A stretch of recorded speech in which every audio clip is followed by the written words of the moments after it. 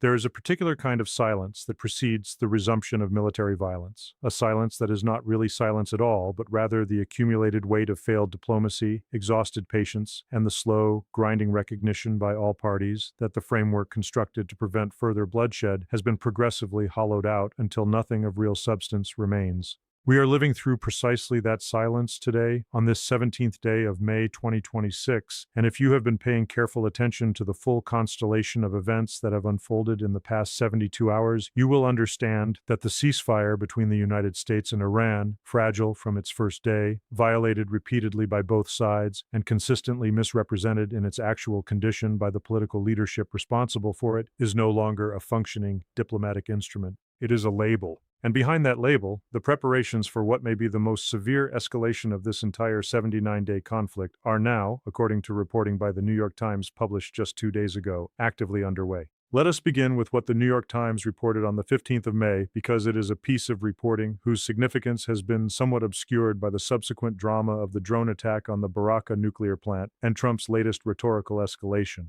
According to senior American officials cited by the Times, Israel and the United States are intensifying preparations for potential new attacks on Iran, with operations possibly starting as soon as next week. The scope of what is being contemplated is not a continuation of the targeted military strikes that characterized the initial phase of Operation Epic Fury.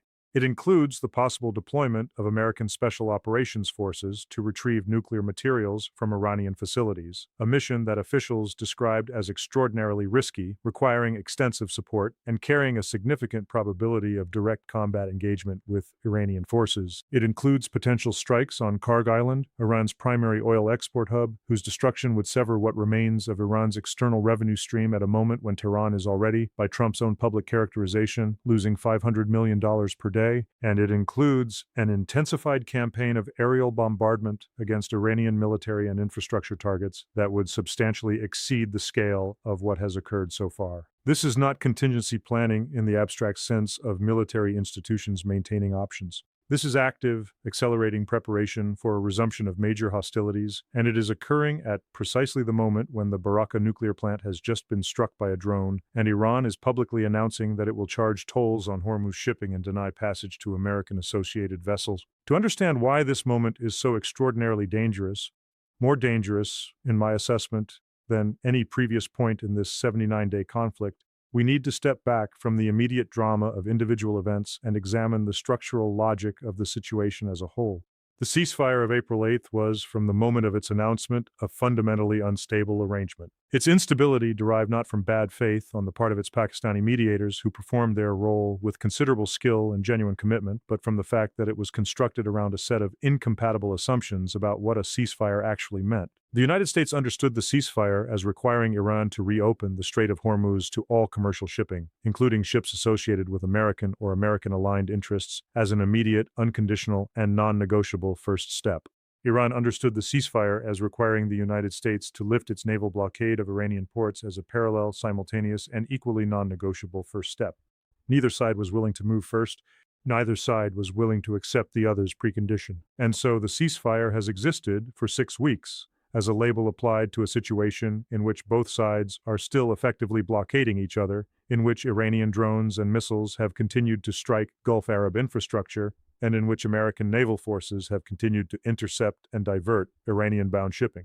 That is not a ceasefire. It is a suspension of the most intense phase of hostilities, maintained by the shared recognition that resumption of full-scale fighting carries costs that neither side is currently prepared to accept, but a suspension whose shelf life is now, by every available indicator, approaching its expiration. The nuclear dimension of this impasse is the factor that makes the current moment qualitatively different from every previous crisis point in this conflict, and it deserves the kind of sustained, careful examination that the pace of news cycles rarely allows. Vice President J.D. Vance stated explicitly, in explaining why the first round of Islamabad talks broke down, that Iran would not commit to forgoing a nuclear weapon. Iranian Foreign Minister Abbas Araghchi has described the question of Iran's enriched uranium stockpile as very complicated and acknowledged that the two sides have reached something approaching deadlock on this specific issue, The 15-point American peace proposal required the dismantlement of Iran's nuclear enrichment facilities at Natanz, Isfahan, and Fordow, the transfer of Iran's highly enriched uranium to the International Atomic Energy Agency, and a permanent prohibition on nuclear weapons development. Iran rejected this proposal as a demand for surrender. The 10-point Iranian counterproposal called for lifting all sanctions, paying war reparations, establishing a new Hormuz management mechanism, and deferring the nuclear question to later stages of negotiation. The United States rejected this counterproposal as totally unacceptable. And so, the central issue, the issue around which this entire war was ostensibly organized, remains as unresolved as it was on February 28th, the day the first bombs fell. It is into this environment of complete diplomatic deadlock on the central issue, actively fraying ceasefire arrangements, and, as of this morning, a drone strike on a nuclear power plant, that the New York Times reporting about preparations for new American strikes must be understood. The administration is confronting a situation in which the war's stated primary objective, preventing Iran from acquiring nuclear weapons, has not been achieved, cannot be achieved through the current diplomatic framework, and can only be achieved either through a negotiated agreement that Iran is refusing to sign or through a military assault on Iran's nuclear infrastructure that the initial campaign did not fully accomplish. The commandos to retrieve nuclear materials option that the Times reported is particularly revealing in this regard because it suggests that the administration is considering operations that go beyond the destruction of nuclear facilities from the air, operations that would require physical penetration of Iranian territory and direct engagement with Iranian forces in order to remove the highly enriched uranium that Iran has accumulated and that, depending on quantities and enrichment levels, could potentially be used in a nuclear device. This is not a conventional military option. It is, in strategic terms, one of the most dangerous and uncertain military operations that any country has attempted in the modern era, and its contemplation reflects the depth of the impasse on the nuclear question. But what happened next in the diplomatic sphere was, in some ways, even more significant than the military preparations themselves, because it revealed the extent to which the international framework that might have provided an alternative path to resolution has been progressively dismantled by the events of the past 79 days. The European Union's foreign policy chief, Kaja Kallas, delivered a remarkably pointed assessment of the situation, saying that daily U-turns, whether the Strait of Hormuz is open or closed, are reckless. This is diplomatic language, and as such it requires translation. What Kallas is saying, in the carefully modulated register of European institutional communication, is that the American management of this crisis has been characterized by an unpredictability and an incoherence that is making it impossible for European governments to develop coherent responses, that is damaging global economic stability, and that is undermining whatever remains of the rules-based international order. The UN Secretary-General Antonio Guterres had cautiously welcomed the ceasefire extension, urging all parties to refrain from actions that could undermine the ceasefire, a statement that, given the events of the intervening weeks, reads now as a warning that went unheeded. China warned that the Middle East is at a critical stage and that the paramount priority remains to make every effort to prevent a resumption of hostilities. These are not the statements of international institutions that believe the ceasefire is holding. They are the statements of institutions that are watching it fail in real time and are attempting, with the limited instruments available to them, to slow the descent toward renewed full-scale conflict. The Iranian position, as it has developed over the past several days, reflects a calculated combination of defiance and selective opening that is considerably more sophisticated than the simple narrative of Iranian intransigence that dominates American media coverage of this conflict. Iran is simultaneously announcing a Hormuz toll mechanism that explicitly challenges American insistence on free navigation, permitting European countries to begin negotiating transit arrangements with the Revolutionary Guard Navy, launching a drone that strikes a UAE nuclear plant perimeter, and continuing to engage in Pakistan-mediated communication with Washington. These are not contradictory behaviors. They are the components of a coherent, if extremely high-risk strategy, one that seeks to establish Iran's control of the Hormuz Strait as a permanent geopolitical reality that other countries must accommodate while maintaining enough diplomatic activity to prevent the immediate resumption of full-scale American military assault.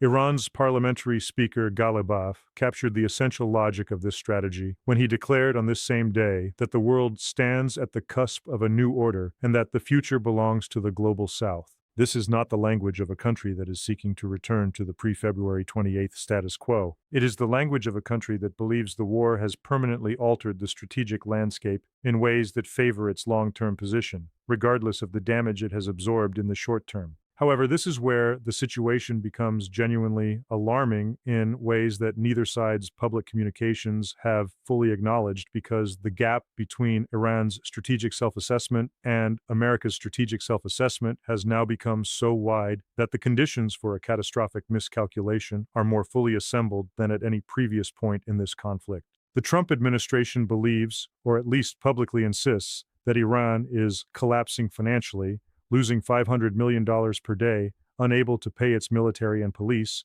and on the verge of being compelled by economic necessity to accept American terms.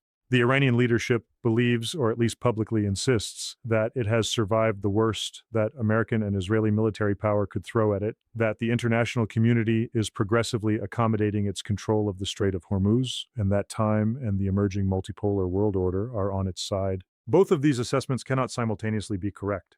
And when two parties to a conflict are operating from mutually incompatible assessments of who is winning and who is losing, the conditions for a sudden, sharp escalation driven by one side's decision to force a resolution before the other side's perceived advantages can fully materialize are precisely what we are now observing. What most analysts are still failing to understand is what the combination of renewed strike preparations, the Baraka drone attack, and the Hormuz toll announcement means for the specific question of whether the United States will actually execute the military options that the New York Times reported are being actively prepared. The answer to that question depends not on military capability. The United States clearly retains substantial military capability to strike Iranian targets, despite the depletion of certain weapons stockpiles, but on political will, domestic political constraints, and the administration's assessment of whether the expected benefits of resumed military action outweigh the considerable costs that such action would impose. And it is on this question of political will and political constraint that the evidence of the past several days sends the most ambiguous and troubling signals. The domestic American political environment in which the decision about whether to resume large-scale military operations against Iran must be made is one that is considerably more constrained than the administration's public posture of confident military readiness would suggest. The House of Representatives just 2 days ago produced a tied vote of 212 to 212 on a war powers resolution that would have required congressional authorization for continued military operations. 3 Republican members broke with their party leadership to support that resolution, a number that would have produced a majority had a handful of additional members been willing to follow. The signal sent by that tied vote is not ambiguous. The domestic political consensus for this war is eroding, and it is eroding in ways that will make it significantly more difficult for the administration to build and sustain public and legislative support for a major escalation. The economic pressures that are driving that political erosion are real and accumulating. Average gasoline prices stand at $4.52 per gallon. The producer price index has risen 6% over the past 12 months. The Strategic Petroleum Reserve is being drained at the fastest pace in its 40-year history, 8.6 million barrels in a single week. And a Harvard economist is projecting that the ultimate cost of this conflict will reach $1 trillion, a figure that the Pentagon's official $29 billion accounting does not begin to capture. These domestic political constraints do not make a resumption of military operations impossible. American presidents have prosecuted unpopular wars before, and the institutional capacity of the executive branch to initiate military action without formal congressional authorization, particularly in the context of an ongoing conflict where authorizations are already in place, gives the administration considerable freedom of maneuver regardless of congressional sentiment. But they do affect the administration's calculation of risk and benefit in ways that are directly relevant to the question of whether the military options being prepared will actually be executed. A president who launches a major escalation of an already expensive, politically unpopular war, an escalation that fails to achieve its stated objectives, or that achieves them at costs that exceed what the public is willing to absorb, faces political consequences that are severe and potentially existential for the remaining years of his administration. The memory of the Iraq War's trajectory, the mission accomplished moment, the subsequent insurgency, the years of grinding, expensive, politically damaging military commitment, casts a long shadow over every American decision-maker's calculation about military escalation in the Middle East. The specific military option of deploying special operations forces to retrieve Iranian nuclear materials deserves particular examination because it represents the most dramatic and consequential of the options that the New York Times reported are being considered, and because its potential consequences extend far beyond anything that has occurred so far in this conflict. Such an operation would require American special operations personnel to physically penetrate Iranian territory, not through airstrikes from a safe distance, but through ground operations that place American soldiers in direct contact with Iranian forces. The Iranian military, despite the severe damage it has absorbed over 79 days of American and Israeli bombardment, has not been destroyed. Its capacity for resistance, particularly in the defense of its most sensitive nuclear sites, remains substantial. An operation to retrieve nuclear materials that encounters serious Iranian military resistance, that results in American casualties, in a firefight on Iranian soil, in a potential hostage situation, would produce a domestic, political, and international reaction that would dwarf anything this war has so far generated. It would transform the conflict from one that, whatever its costs, has been conducted at a certain remove from the direct, visceral engagement of American soldiers with Iranian forces into something qualitatively different, something that would be much harder to limit, much harder to de-escalate, and much harder to explain to an American public that is already showing signs of impatience with the war's costs. The Iran that Trump is threatening with total destruction, the Iran that his administration describes as financially collapsing and militarily broken, is not, on the available evidence, behaving like a country that is on the verge of capitulation. A country that is collapsing does not launch drone strikes on nuclear power plants. A country that is militarily broken does not announce formal mechanisms for managing and monetizing control of the world's most critical maritime choke point. A country whose military is not getting paid, as Trump claimed, does not maintain the operational capacity to penetrate sophisticated air defense networks with multiple simultaneous drone attacks. The gap between the administration's public characterization of Iran's condition and the behavioral evidence of Iran's actual capabilities is one of the most striking features of the current diplomatic environment, and it suggests either a serious intelligence failure in assessing Iran's resilience or a deliberate strategy of public misrepresentation designed to maintain domestic political support for a war whose actual trajectory is considerably less favorable than the official narrative implies. Neither possibility is reassuring. The role of Pakistan in the events of the past 24 hours adds a dimension of complexity that has received insufficient attention, and it connects to the broader question of how the mediation framework that produced the original ceasefire can be sustained in the context of the current escalation. Pakistan's Interior Minister Mohsin Naqvi met with his Iranian counterpart in Tehran today and discussed what his office described as the resumption of negotiations between Iran and the United States. This is the language of a mediating country that is aware the current framework is failing and is attempting to preserve whatever diplomatic channels remain before the situation deteriorates further. Pakistan's position in this conflict is, as I have noted previously, one of extraordinary complexity. It has simultaneously facilitated American-Iranian diplomatic communication and provided covert support to Iranian military operations. Pakistani military aircraft, JF-17s and J-10Cs, escorted Iranian aircraft during the initial phase of the conflict, with transponders switched off. This is not the behavior of a neutral mediator. It is the behavior of a country that has made a calculation that its long-term interests are better served by maintaining close relations with Iran and by positioning itself as an indispensable interlocutor than by aligning straightforwardly with American policy. That calculation has served Pakistan reasonably well so far. Whether it can survive a major American escalation, the kind of escalation that the New York Times reporting suggests is being actively prepared, is a question whose answer is genuinely uncertain. The European response to the current situation reveals the profound fracturing of Western unity that this conflict has produced, and it illuminates the degree to which the international framework that the United States has relied upon to legitimize its actions in the Middle East is no longer functioning as it once did. European countries are, according to Iranian state television, actively negotiating with the Revolutionary Guard Navy over transit arrangements for the Strait of Hormuz. The United Kingdom and France have been hosting conferences on Hormuz reopening and have announced plans for an international defensive mission, but have consistently declined to commit military forces to any operation, while active hostilities between the United States and Iran continue. The EU foreign policy chief is publicly criticizing American management of the crisis as reckless. And the broader community of nations across Asia, Africa, Latin America is watching the events in the Persian Gulf with a combination of economic anxiety and strategic attention, drawing their own conclusions about the reliability of American leadership and the wisdom of alignment with American policy in the emerging multipolar world.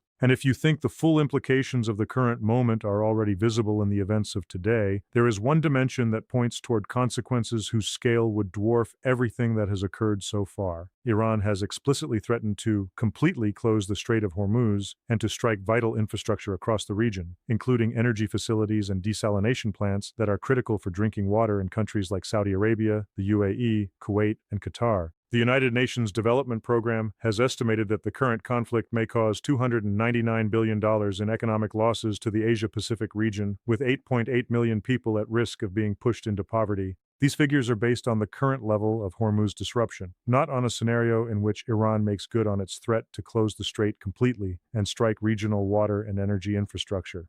A complete Hormuz closure, sustained for weeks or months, would produce an energy shock of a magnitude that the global economy has not experienced since the 1970s oil crisis. And it would do so in the context of an already strained global economic environment in which supply chains have been disrupted, inflation has been elevated, and the fiscal buffers available to governments have been substantially reduced by 3 years of post-pandemic economic turbulence. The United States, Israel, Iran, the UAE, Saudi Arabia, Pakistan, and the broader international community are all, at this moment, standing at a fork in the road whose two paths lead to outcomes that are radically different in their implications for global security and stability. One path, the path of de-escalation, comprehensive negotiation, and a diplomatic settlement that addresses the legitimate security concerns of all parties, is technically available. It requires compromise from all sides, acknowledgement of the gap between stated objectives and achieved outcomes, and a willingness to accept an outcome that looks different from what any party originally demanded. The other path, the path of resumed military escalation, new strikes on Iranian territory, possible special operations missions to retrieve nuclear materials, and Iranian retaliation against Gulf Arab infrastructure, including potentially desalination plants, leads to consequences whose full scope is genuinely difficult to predict, but impossible to characterize as anything other than catastrophic for the region and the world.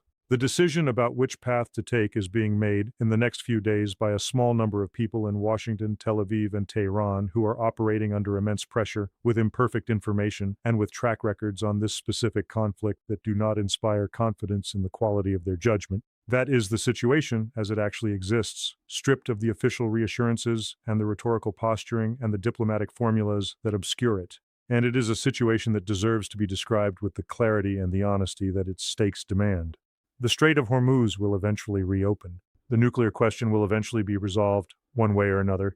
The guns will eventually fall silent. But the path between here and that eventual resolution runs through decisions that are being made right now, tonight, tomorrow, next week, and the quality of those decisions will determine whether the resolution comes through the patient, painful, but ultimately manageable process of negotiation or through the kind of catastrophic escalation that leaves behind it a legacy of destruction, resentment, and instability that shapes the politics and the security environment of the Middle East for a generation. The evidence of the past 79 days does not provide reassurance that the decisions being made are the right ones. The evidence of this single day, a drone strike on a nuclear power plant, preparations for new American military strikes reported in the newspaper of record, an Iranian toll announcement that the United States has declared unacceptable, and a presidential threat that there won't be anything left of Iran, suggests that the distance between the current moment and a catastrophic escalation is shorter than at any previous point in this conflict. That is the truth that the official narratives on all sides are working very hard to obscure, and it is a truth that the people of this region and the world deserve to hear clearly